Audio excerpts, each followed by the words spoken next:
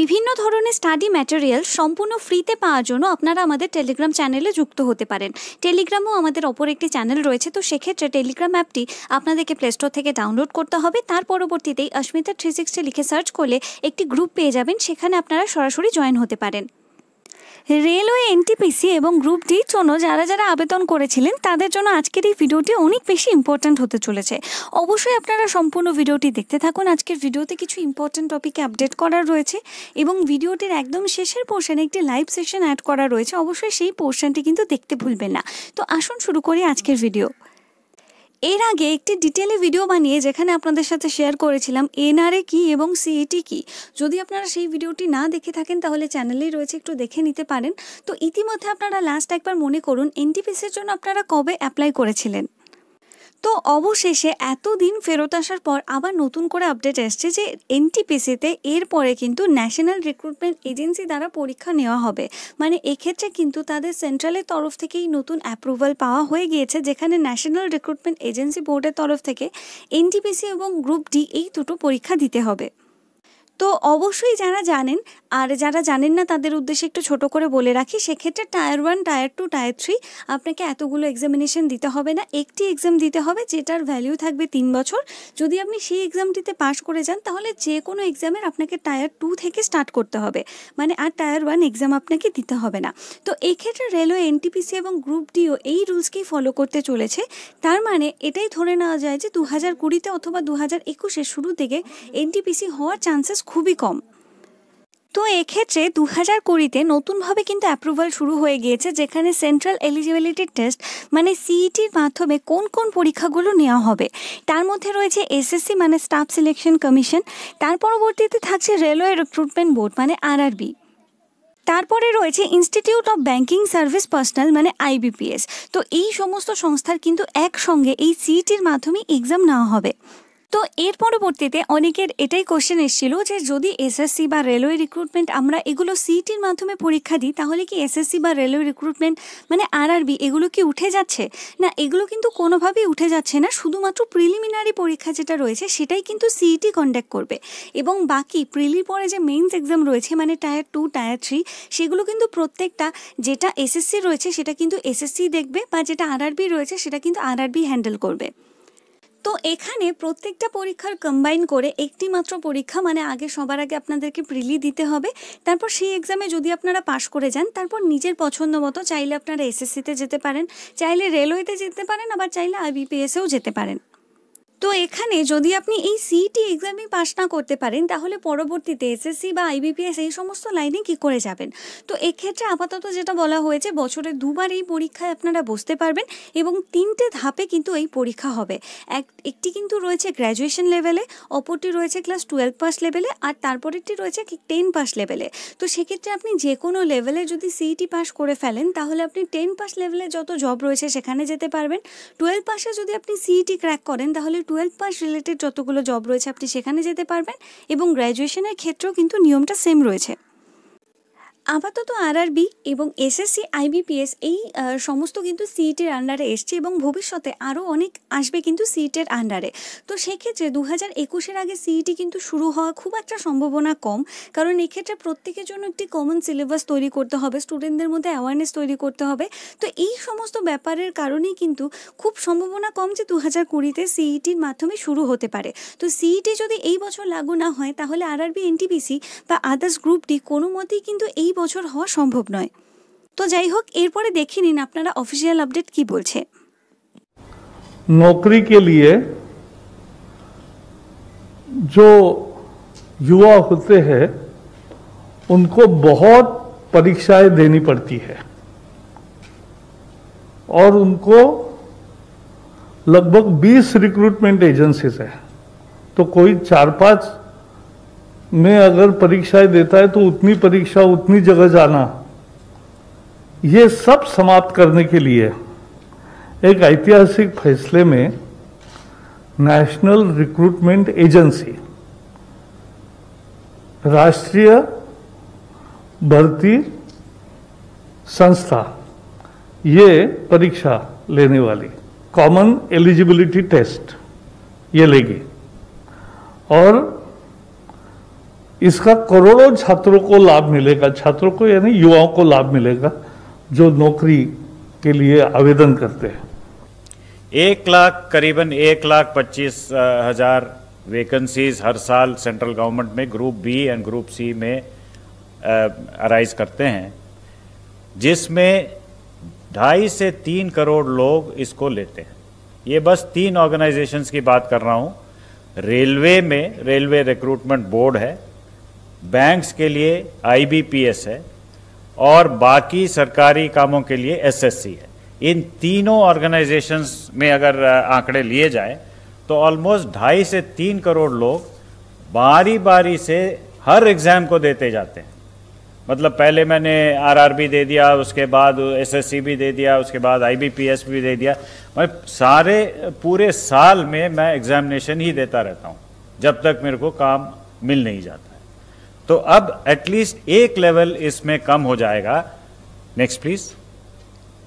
जो common eligibility test, एक ही test इन तीनों ऑर्गेनाइजेशंस, एंड जो भी ऑर्गेनाइजेशन ये स्कोर लेके उसमें भर्ती करना चाहती है तो वो इस कॉमन एलिजिबिलिटी एग्जाम के बेसिस पे जो स्कोर्स मिलेंगे उनको लेके अगले लेवल एग्जामिनेशन के लिए वो एक्सेप्ट करेंगे।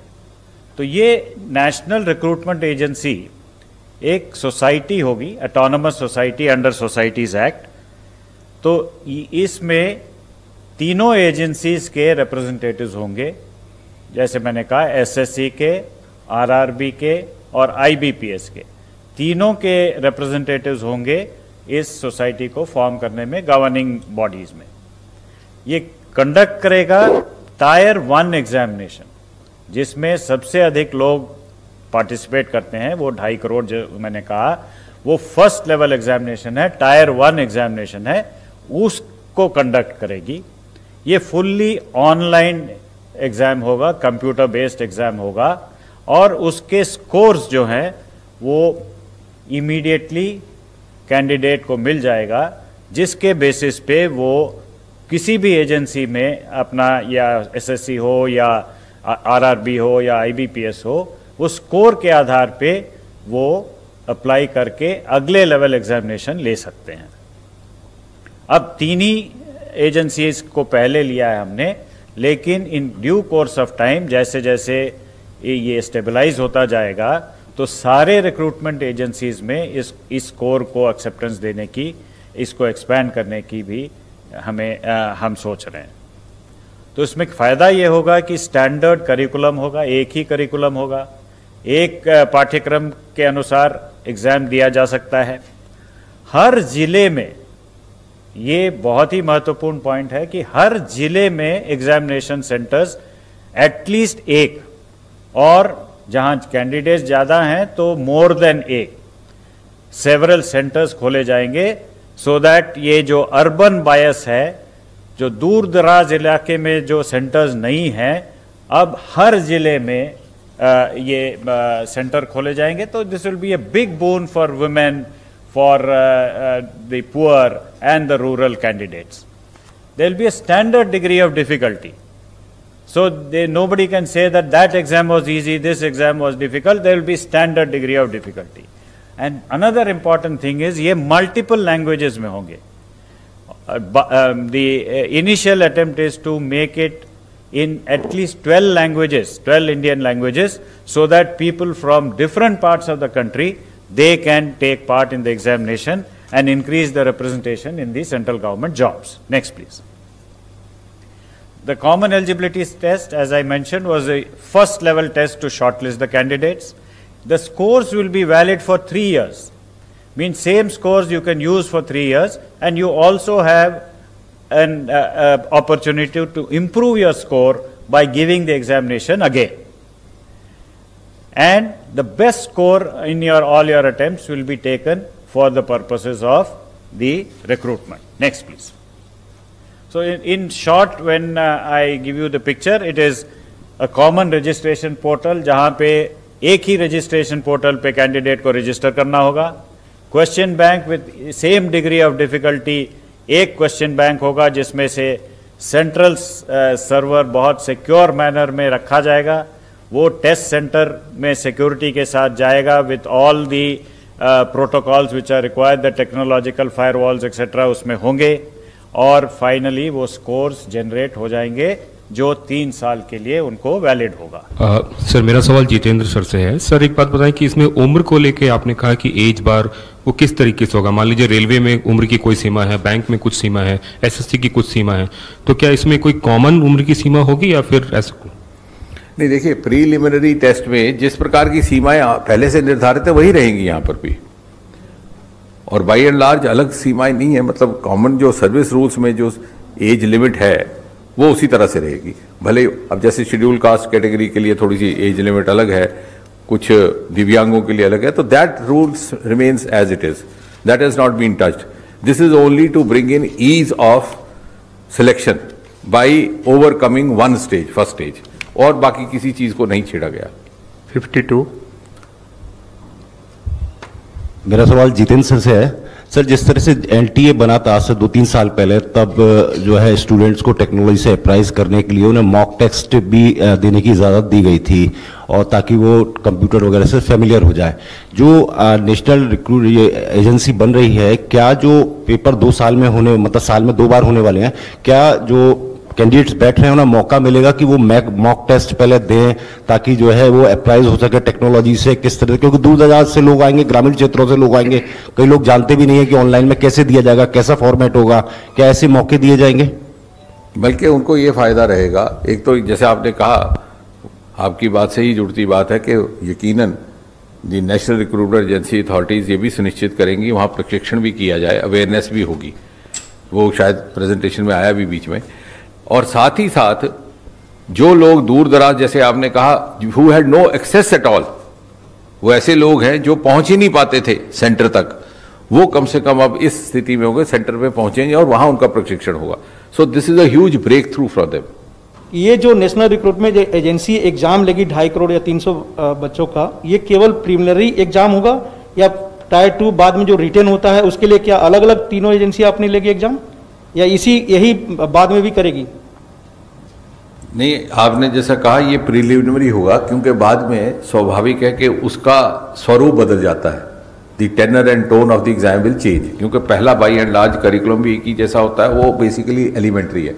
उसके बाद मान लीजिए किसी ने बैंकिंग सेक्टर में जाना है, तो बैंकिंग सेक्टर की नुक्ता नज़र से ही उसके क्वेश्चन पेपर बनाया जाएगा, और सिलेक्शन भी उसी तरह की होगी, क्योंकि उनके पास मेरिट लिस्ट होगी एम्प्लॉयर के पास, उसके सामने होगा कैंडिडेट का प्रोफाइल, और कैंडिडेट उसी के लिए अप्लाई करेगा। तो आपका कहना ठीक है, प्रीलिमिनरी स्टेज एलिमिनेट हुई है, दूसरी करने में थोड़ी दिक्कत है। कोई रेलवे में कोई जाएगा, कोई एसएससी के नौकरियों के लिए जाएगा। 56। सर उसी सवाल पे, मतलब आरआरबी, एसएससी और आईबीपीएस जो बैंक, ये एबॉलिश नहीं हो रहे हैं? नहीं, एबॉलिश करने की बात नहीं है, हम उनको फैसिलिटेट कर रहे हैं, जो उनका पहला टेस्ट है। और ये अभी चूंकि नया प्रयोग है और नया इंटरवेंशन, नया रिफॉर्म है, तो टू बिगिन विद 3 इसमें शामिल है। आगे चल के और इसी अनुभव के आधार पर बाकी रिक्रूटमेंट एजेंसीज को भी शामिल किया जा सकता है। नहीं, जैसे अगर मैं कैंडिडेट हूँ, मैं फर्स्ट राउंड ये देता हूँ, मुझे जितने भी मार्क्स स्कोर में जितने आएंगे वो लेके मुझे फिर इन तीनों एजेंसी में से जो भी नौकरी जहाँ भी वहाँ मैं जा सकता हूँ। अगर आप उस लेजिटिमेट लिस्ट में आ जाते हैं, तो अब आपको जो एडवर्टाइजमेंट अगली आएगी, मान लीजिए बैंकिंग की, तो आपने उसको अप्लाई किया, उसने आपको देखा, आपने उसको देखा, दोनों की अगर अनुकूलता मिल गई तो आपको नौकरी मिल गई, या आपकी सिलेक्शन हो गई for the next stage of test, which will of course be more specialised test, क्योंकि आपके जॉब की नौयत और उसके रिक्वायरमेंट के हिसाब से। लेकिन जो उसने पहले एक टेस्ट करना था, उससे आप बच गए, वो भी बच गए कंडक्ट करने से, और आपको वो दुविधा नहीं रही कि आपको जगह जगह 20 सेंटरों पे जाना पड़े या 20 जगह। और उसमें क्या होता था, तो कई बार आप कॉम्प्रोमाइज कर लेते थे कि साहब चलिए इस बार वो करेंगे, उसमें नहीं अपीयर होते। अब इसमें आपके लिए সংক্রান্ত আপনার যা যা মতামত রয়েছে অবশ্যই সেটা কমেন্ট করে লিখতে ভুলবেন না, এবং যদি আপনি চ্যানেলে প্রথমবার ভিজিট করছেন অবশ্যই সাবস্ক্রাইব করে পাশে থাকা বেল আইকনে প্রেস করে রাখুন। আজকের মতো এখানেই শেষ করছি, আবার দেখা হবে একটি নতুন ভিডিওর সাথে।